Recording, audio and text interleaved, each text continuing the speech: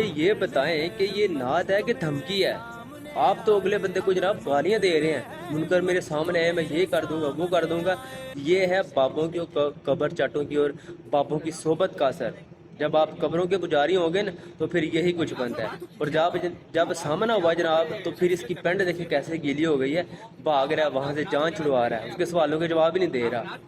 ان کی ویسے ہی متوجہ ہوتی ہے بابوں کے پیچھے چل چل کے کیونکہ بابوں نے قرآن حدیث تو سنانا کوئی نہیں، بس اپنی کہانی شریف سنانی ہے انہوں نے۔ ان کے جو موجودہ بزرگ ہیں نا وہ ہری پگ والے، وہ کہتے ہیں کہ آپ نے کسی کی بات نہیں سننی، کسی کی سننی نہیں کچھ بھی، بس آنکھیں بند کر کے اعلیٰ حضرت پہ یقین کریں۔